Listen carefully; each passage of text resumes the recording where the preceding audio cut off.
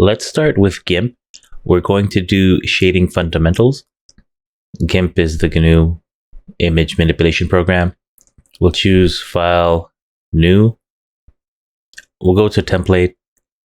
We'll just choose Full HD. This is HD resolution. So it's going to be 1920 by 1080 canvas, but if you ever want to make a demo video or whatnot, or fit it on a device with this video resolution, that will work.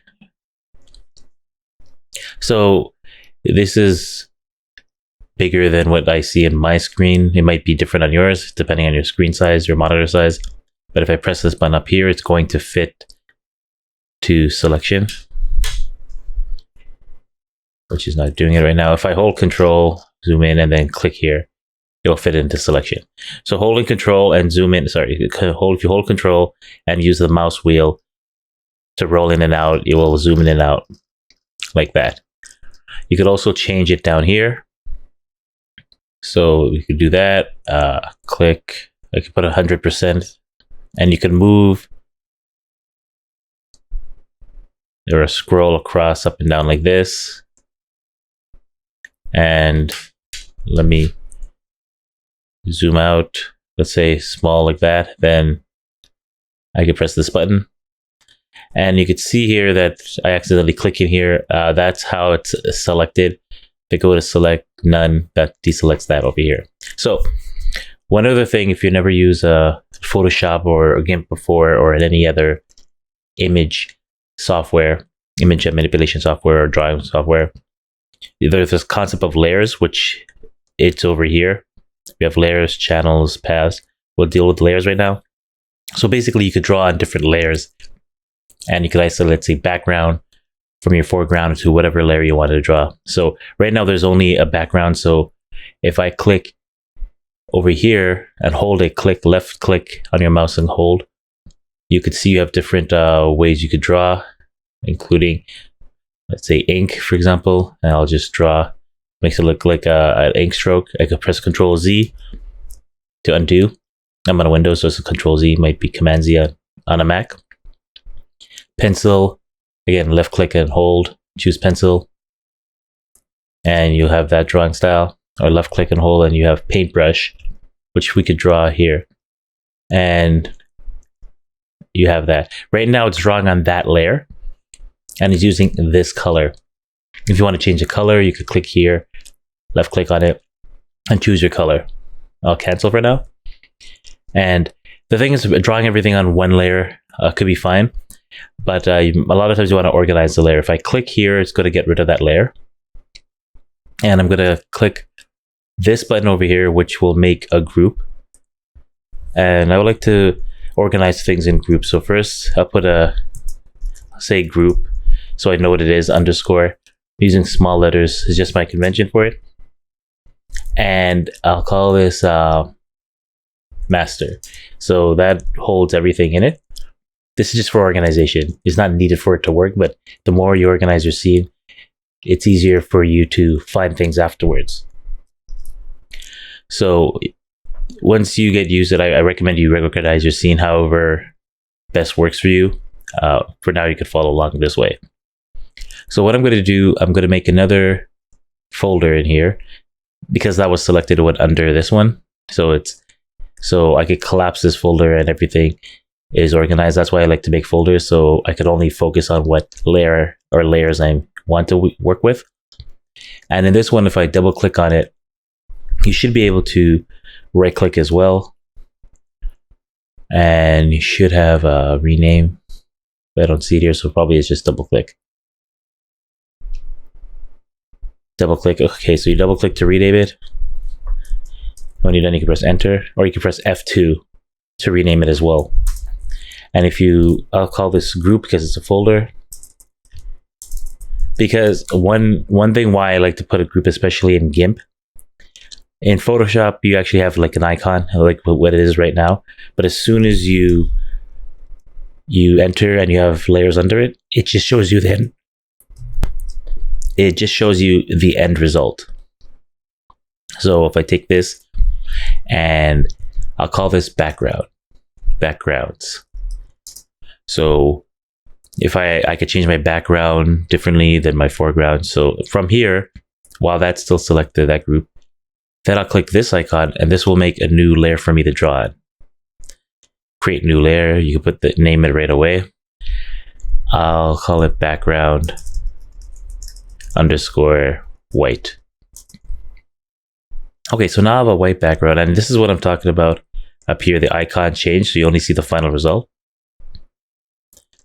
So that's why if I name it, I know what this is, a group, like a folder. So in my background, I select it. I'm going to fill it to be white.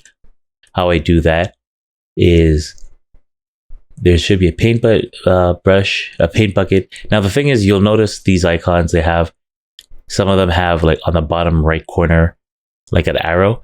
If you left click and hold, you'll have different options in the drop down. Same thing with a paintbrush. And this is the safe space, so they kind of group things together that seem logical. So usually paint bucket, okay, that's it right here. Like in Photoshop, if you left click and hold, paint bucket's usually with gradient as well. Again, this could change in every version. This is why I recommend using the same version of the software, so the layout and the buttons are the same. And we're using version, go to help. You should be able to see about Gimp. We're using version 2.10.32. So I recommend using the exact same version to have the same layout. And it works on all the different platforms, Mac, Windows, Linux. So back to this, have the background layer white. We choose a paint bucket. If you don't see it, you might have, if I left click and hold, you might have gradient. If you left click and hold again, I go back to bucket. And there's hotkeys next to it. So in this case, if I left click and hold, it's Shift B. Let's say I go to gradient. Let's say you didn't have the paint bucket, I don't see it. If I hold Shift B, if I press Shift B, it switches to the paint bucket. So even if I'm on another icon, Shift B will take me there. Or if, let's say, gradient's on here, which is G, and I don't see it, if I do Shift B, I go there, and G is a gradient. Go back, Shift B. So if you're used to using hotkeys, which you're probably, when you get more accustomed to this, you'll probably be using hotkeys or shortcuts, keyboard shortcuts, to get to these tools instead of like looking for them. But when you're starting out, you're probably going to use the icons, or you just like using icons, depends. So I have the paint bucket fill. I want to fill it with white. So this is the foreground color, and this is the back. If you click that, you could swap them. If you press D on the keyboard, it will reset the color to black and white. So if I click here, for the foreground, I could choose the color that will be painted with. So for example, if I just choose red and then press OK, and this is paint bucket fill, so I should just click, it will be red. But if I wanted to reset this, I can press D and then it'll reset to that. And then I can click here and it will delete it. So, I mean, not delete it, it will fill that with that color. And when I click, I mean left click with the mouse button. So I could just press Control Z, Control Z. So when you see this checkerboard, like gray and a little darker gray, that is basically telling you that it's a transparent layer. There's nothing drawn on it.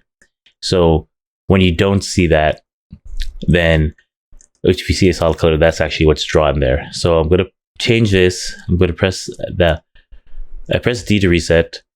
I click that icon to swap the white and black, or you could just click here and just choose white.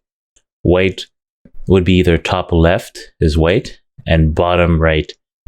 Sorry, top left is white color, where basically RGB is 100% each. Red, green, and blue are 100%. Or bottom left is black, where RGB or red, green, blue are all 0. And another color representation is if you do HSV, which is hue, saturation, value. If you have the hue, which is the color, at 0, the saturation is how deep or how much of that color you see it. It will go from, for example, if I have that blue, saturation go to blue, like 100% blue. And if you go to the other side, 0%, that will make it it will drop it down to whatever this is. And what that is value, which is black and white, which is what we'll be working with today. So if I blend this down to black, which is all the way to the left here, saturation will just try to blend. If it's all the way black, it doesn't matter because it tries to match that color. But you don't have to worry about this right now. All I basically want to say with this is that if you're trying to go with hue saturation, another way to go with white is if you're in HSV mode, put the hue and saturation at 0. White is when value's at 100%, and black is what is at 0. But we'll just use RGB at the moment for this case. And so if you're using RGB, remember with red, green, and blue, if they're all 100%, that color, that's white. And if it's 0 of those colors, which is the bottom left here, that's black. So we want it white, so I'll click that here and put it at 100, 100, 100, press OK. I have the paint bucket fill. I'm on my background white layer and I click, and now I have a white background. So next, what I'll do, I'll collapse that layer for background. I'll click on the group master and I'll click a new group actually here, create a new group, layer group. I'll call this, let's say group shapes, because we're going to be using different shapes, sphere, cone, and a cube. So in here, I'm going to make another subgroup, group in there. So under shapes, I'll call this group, and this will be a sphere. We'll start off with a sphere. So now my scene's organized. My working file is organized, so open. And I have, okay, if I want to deal with the background, if I want to get rid of the background or just hide it, I could click here. And I could go in here and let's say I wanted to make another background. Click that, click the group. So it's in that folder, press a new layer. And you could choose a color directly from here. So let's say I say, okay, that's a color tag. That marks it actually. So ignore that for now. Just leave it as it is. Press OK. Oh, one thing I'm created already, but if I created it here, actually, you could say fill it. You see, transparent means there's nothing in there, but you could choose. You see, foreground color. That's the first one here. Background color is that little tab there. So whatever colors you could choose that, or you could say white pattern. But right now we'll just, with what we have, just keep it transparent. Press OK, and then we'll just use what we showed so far. Let's say we go to the paint bucket, we change the foreground color to, let's say, red, press OK, and then fill. The top layer is not visible, so I have to click that to make it visible. And when I say layer, the group, so everything under it wasn't visible. I'll make the background white invisible. Make sure, this is kept the same name, so I'll double click it and choose background red. And what I'm going to take with this, take it and click to make it red. So now I have red and white. So I could hide them, my background separately. So if you have different backgrounds, you could change it that way. I'm not going to use the red, so I'm just going to get rid of it. I just want to show why separating out the scene that way. So I have to make this visible again. I open that up, click the icon, put that down there. And on this, you could choose if you want to lock the layer so you can't paint on it. Well, I'll click it to make sure it's not on. For now, it's just to tell you. One other thing you want to do as well is make sure you go to File, Save As, and Save Often. So make sure you save your file because you don't want to lose your work, which happens a lot. So we could do that. So if we're going to save, we go to File, Save. If it's the first time, you could say Save As. Even if you do save, if it's the first time, it's going to ask you what's the name of the file and where do you want to save it. So if you're going in here, you could choose where you want to save in here. And you'll notice over here, it says, like I already saved this as an example, but if the first time you want to name it, the way,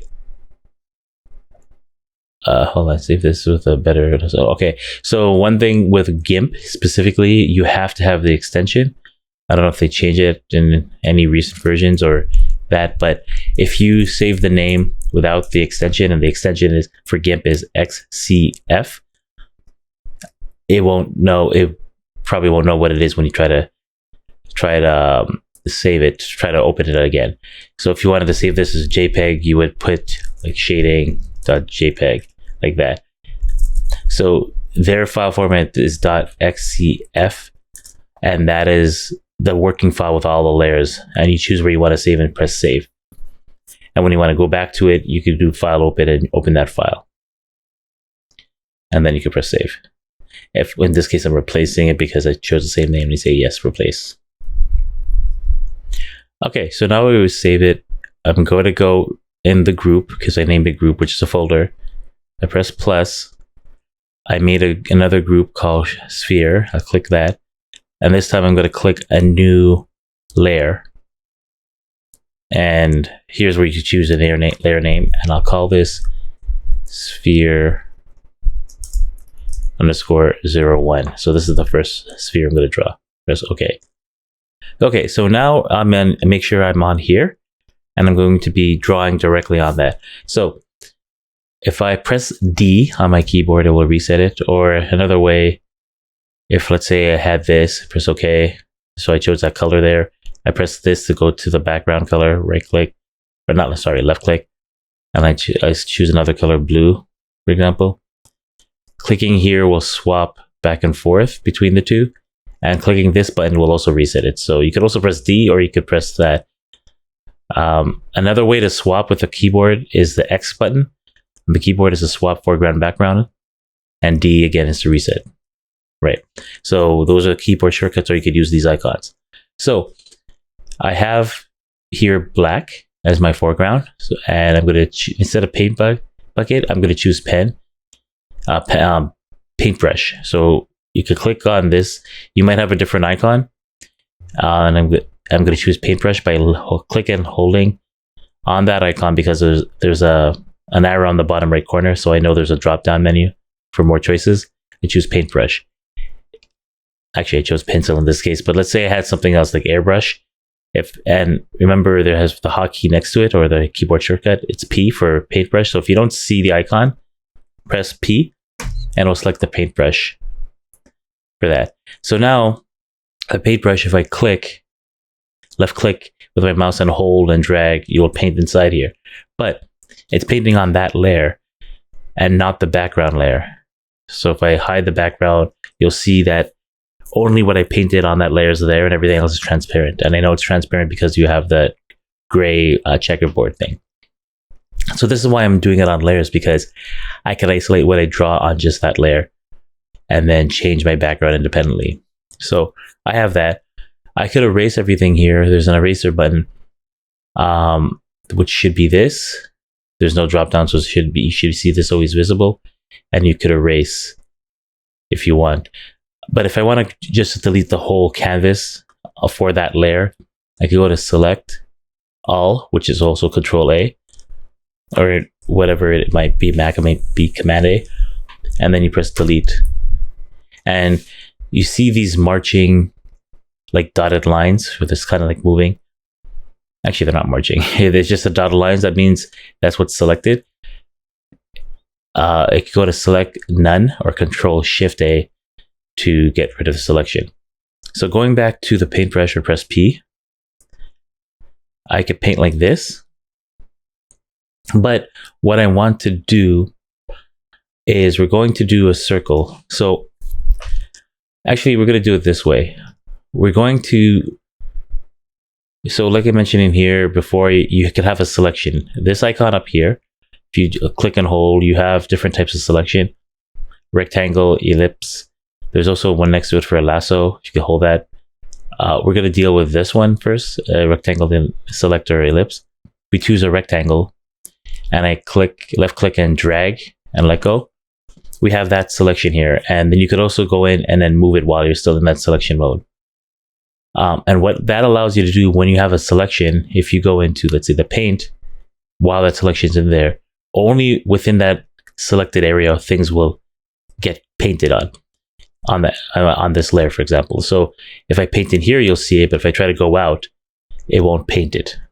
So what I'm going to do, I'll press Control Z to undo, Control Shift A to deselect, or you could go to select none, but I'll do Control Shift A to deselect. What I'm going to do, I'm going to make a circle. Instead of me trying to draw it by hand, I'm going to left click and hold and choose ellipse, or press E, ellipse select. And if I'm going to click here and drag, left click and drag, if you hold shift, it's going to keep it the same radius and not make an ellipse, so it's a perfect circle. And if you hold control and shift, it's going to make where you click the center. So let's just start off with this. So I'm in rectangle select, and I'm still in select mode, so I could just move. There's nothing's being drawn yet. I'm just moving it to where it is, like that.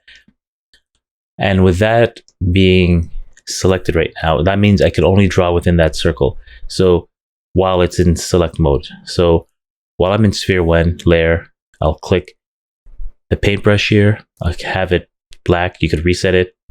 Make sure it's, and you could choose it, make sure it's black. I'm in paintbrush, and well, by default, if I just paint, you'll see it'll just paint inside there, right? Which is fine, but you notice that the edge is when I click the, when I just click like this, I'm pressing Control to undo, Control Z to undo. If I click in here, you notice that it's dark in the middle, and it kind of fades off to the edge of where my paintbrush is. And the paintbrush is that circle where my mouse is right now. That's the radius of it. What you could do while you're in paintbrush mode, you have these extra options here. Size changes the size. If you click and drag, left click and drag, it changes the size of the paintbrush, right?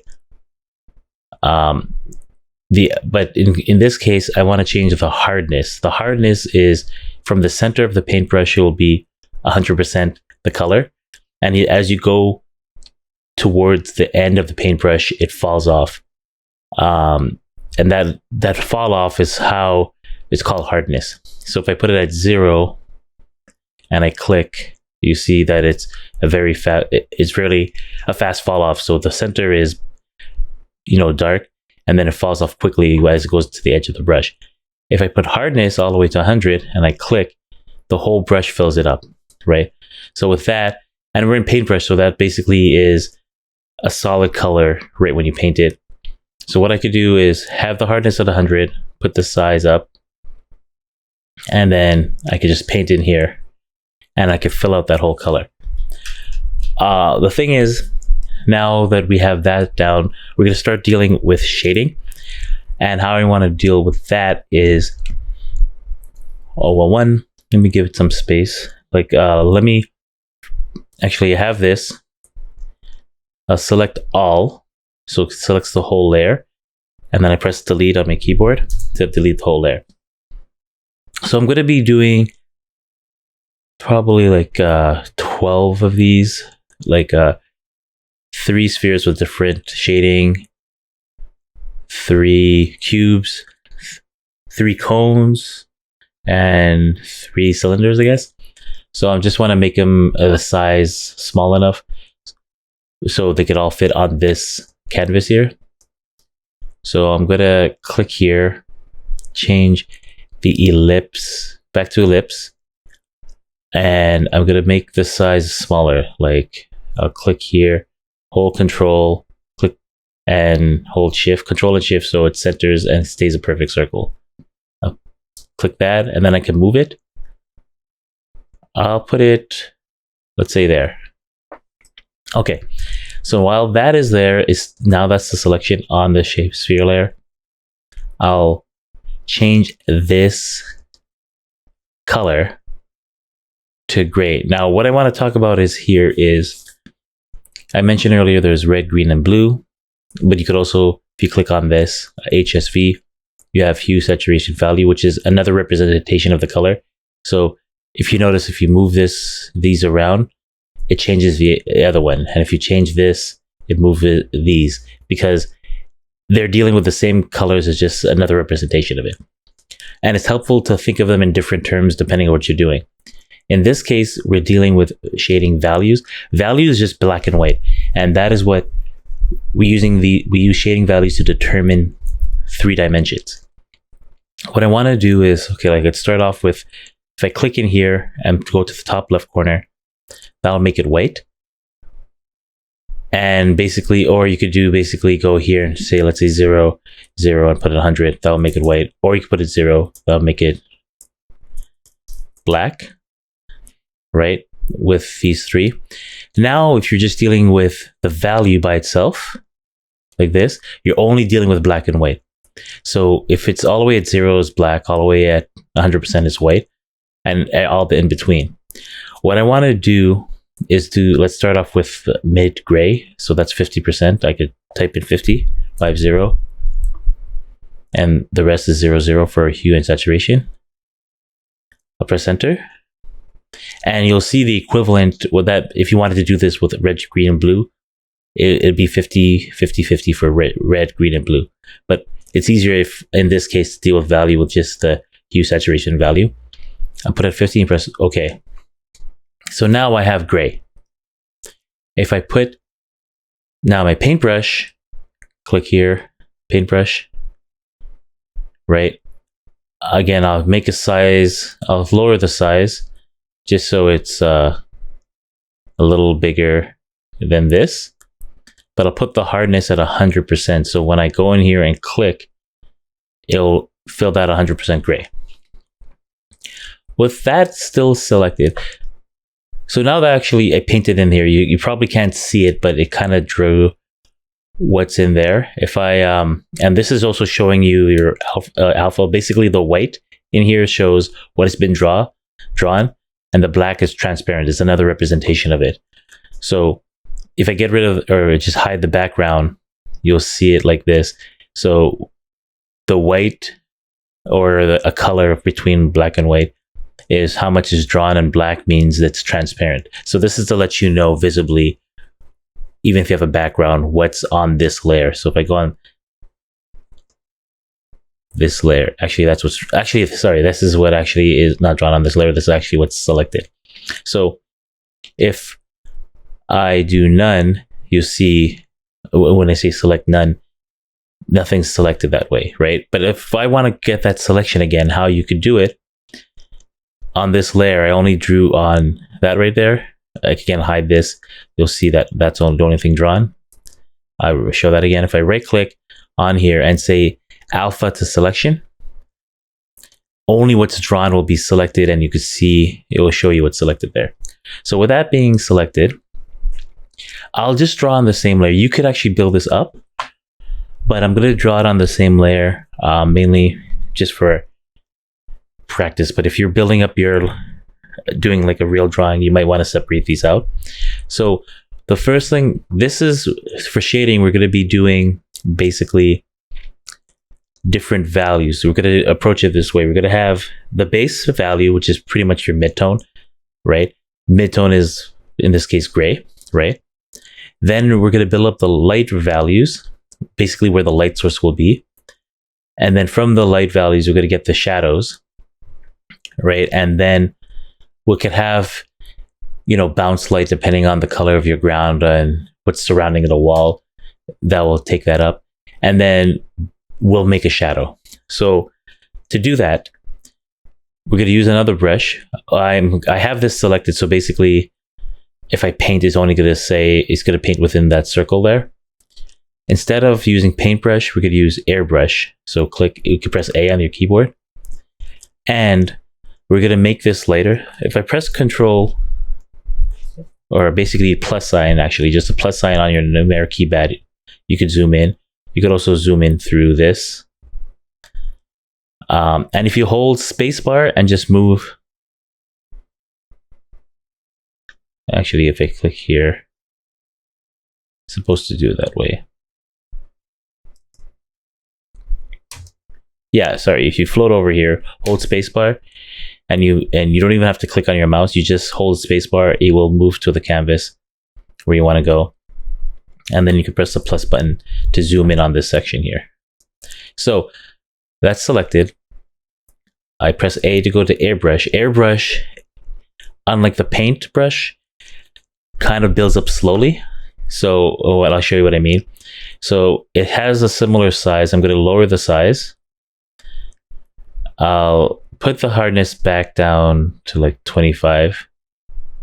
That's what it started off with, 25. Or you can press this reset button. We'll just make it 50. Okay, I'll just reset it. I'll put it at 50. And one thing you could do, you could change the size with the keyboard. You could change it here. But if you want to change your size, it's the square bracket, which should be next to your P key. So right next to the key on your keyboard, the square bracket, one's to make it smaller, the other one is to make it bigger. So we could do this. Now I'm going to choose a color, click on it. Right now this is mid-gray. Right now, remember in RG, we're using HSV mode. Hue, saturation are at 0. Right now we're at 50%. We go up to a lighter color. Let's just say that will be our light, and press OK. I'm going to take it as if the light is coming from this direction now. So if the light is coming from this direction, that means if our base color is gray, and then we choose a lighter color, again, I'll just make it a little lighter, just on the value, these are 0, press OK. And we're using the airbrush. Now if we paint, it's going to lightly build up on it. And it should work either with your mouse, or the way this is designed, it even works with your mouse or your Wacom or your tablet. And it can keep, and you can make it even lighter for the highlights. For the center of it, let's make that a little lighter. And I'll use the keyboard, the square bracket, to lower it a bit, and I'll build this up for here. So first we did the base, now we're doing the highlight. And what you could do, if you hold the control button, you get an eyedropper. And what the eyedropper does, you see this crosshair. If you hold the control and press the eyedropper, it's also here. You just press that as well. And you click, it's going to take that color. So you see right now it turned gray. If I click here, watch that. It's going to take the color I click. So what I could do is, you know, you could click here and go back to your airbrush, right? And if you want, hold control, click here, you could bring back some of the color on the other side that way. So I'm going to control click here, and then I'm going to continue trying to build that up slowly on that side here. Like that. I'll control click here, and I could do this. And with the hardness a little lower, you have a fall off. All right. Again, you can separate these out on different layers. I'm just highlighting it on one right now. So we did the light. Okay, now let's do the shadow. So again, we're just dealing with the values, so black and white, not color right now. It makes it easier. So if I take the color and now the values, the hue and saturation at 0, you make sure you're in the HSV mode, hue saturation 0, 0. So you're only dealing with black and white for value. So I'm going to choose a darker one, just choosing like something like that by eye. And now, because the light is coming here, that will make that brighter. But if this is a sphere, the outside is going to darken the bottom here. And remember, I'm still, you know, have the circle here. So if I press Control Alpha selection, you make sure that's your alpha right here. And now I'm just going to paint with the airbrush the bottom that's darker, like this. If you find this too dark, you could control sample the color in between. I could lower the hardness a bit so it has a better fall off, and you could do something like that. If you find it's too dark, I'll click here and go back a little darker, maybe not as dark as I did before. It's okay.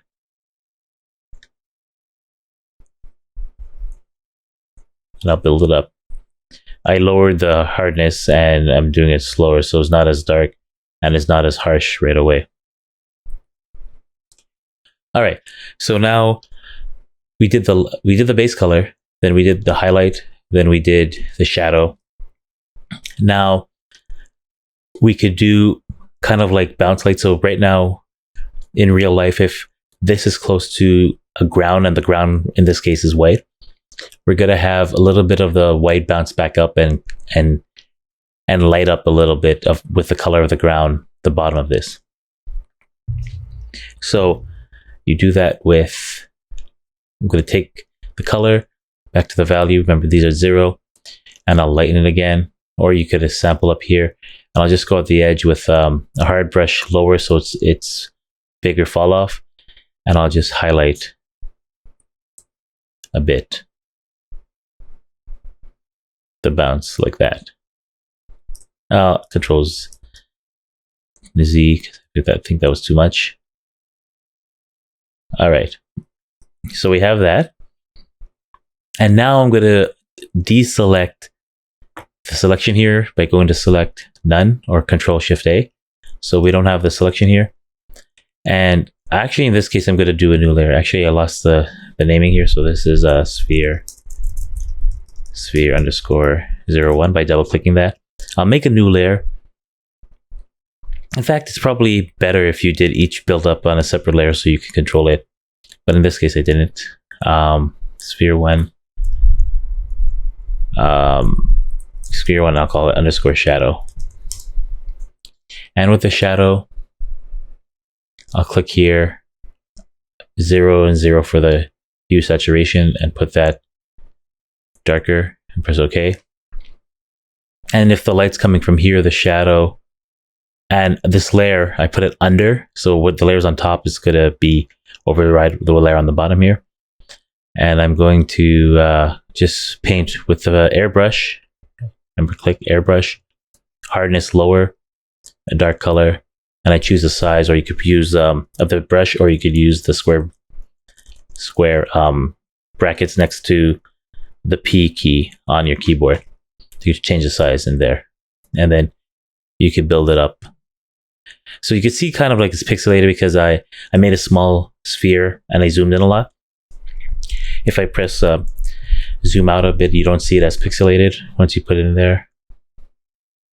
And that's pretty much it for that.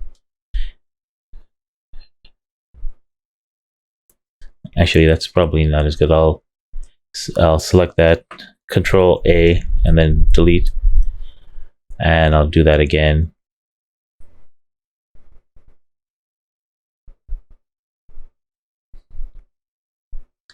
And probably erase a bit the edge.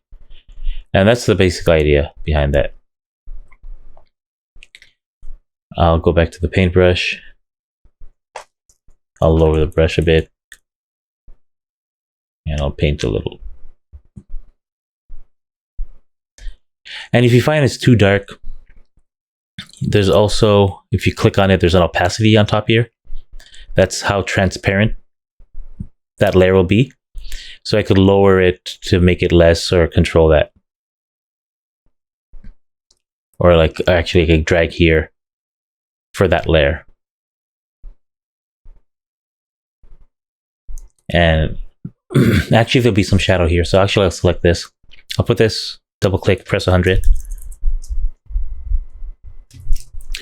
I'll select this layer again, select all, or Control A, press delete, select none, and I'll just paint a little under, make sure it's airbrush,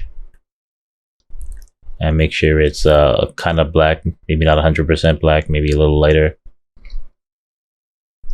And then I'll just paint a little so you see under a bit, something like that.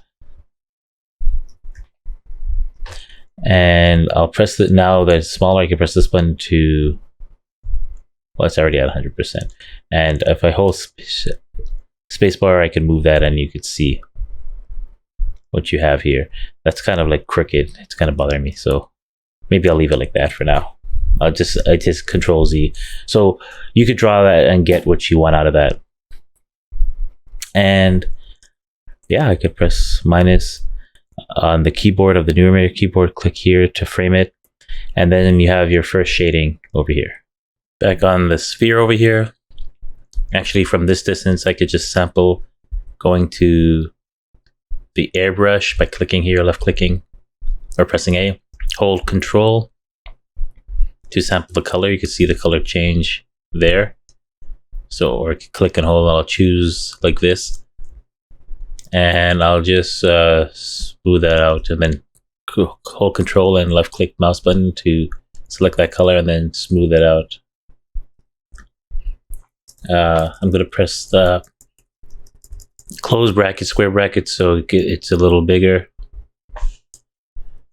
I'll press Control Z because it's it's too big there. I'll just go to the hardness, keep it low, and make the size bigger. One other thing, I'll just go back here, right click, choose alpha as the selection, so it doesn't draw outside the circle. And yeah, I'll just do, more wider stroke. Hold Control, click here, wider stroke. So it's just blending better. So you could spend your time on that to just get it to blend better. All right, we'll go with that. Control Shift A to deselect all. All right, so that's Group Sphere. Thank you for watching. Remember to like, comment, subscribe, and hit the notification bell.